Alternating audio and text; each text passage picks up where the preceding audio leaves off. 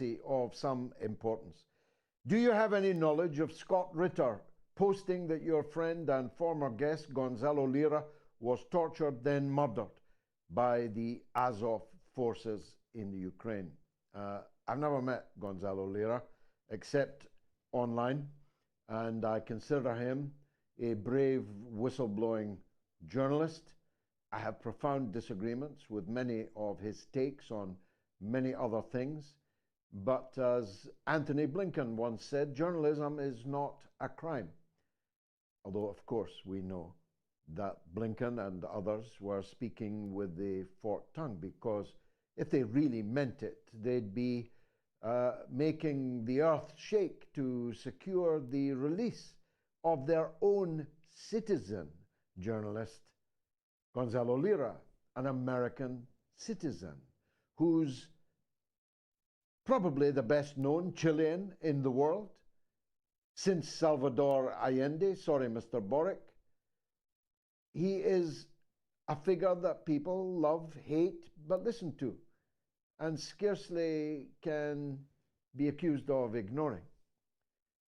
And since the day and hour that they filmed themselves kidnapping this American citizen from his home in Kharkov, we have heard nothing, neither from the American embassy, whose citizen he is, or from the Chilean embassy, whose ethnicity, of course, he has, nor from any journalist in the West who are forever talking about journalists in jail in China or Russia, prisoners of conscience and so on. What about Gonzalo Lira? Where is Gonzalo Lira? Produce Gonzalo Lira, you murderers. If you have killed that brave man, you will never be forgiven.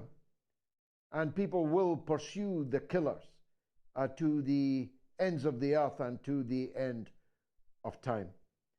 God save the life of Gonzalo Lira. Blinken, Biden, save the life of your own citizen, for God's sake. Look, there's a call from Montreal, from Peter. Let's hear from him. Go ahead, Peter. Hello, Gigi. Thank you for taking my call again. It's a pleasure talking to you, and I love your show. I'm calling because last time I said I disagreed with the Kennedy Jr. Israel stance, and after listening to your rebuttal, I have to admit my decision-making usually is a struggle between my brain and my heart, so cooler heads prevail. Now, Robert Kennedy Jr. is, we share this planet with approximately 8 billion human beings, and 3,000 of these human beings are billionaires, different races, different regions, different religions, but they all have something in common: power and control. And this is where Robert Kennedy Jr. comes in. You talk about tectonic plates shifting. I see a worldwide Marie Antoinette moment without the bloodshed. And I stress no bloodshed because we've learned from Gandhi and Martin Luther King, such things are possible without guns, knives, and bombs. Robert Kennedy Jr. is amazing, and he is a student of history. And students of history do not repeat the mistakes of the past. So if you stitch a Palestinian flag on your lapel, you'll get the same treatment as Bernie Sanders, Ralph Nader, Desmond Tutu, Cornel West, and dare I say, George Galloway. So again, I love Robert Kennedy Jr. He gives me hope, and your show is part of this Marie Antoinette moment I tried to describe. Thank you. Long live the MOATS, very peace gracious. and happiness. Peter, very gracious and beautifully expressed mea culpa, but there's really no reason.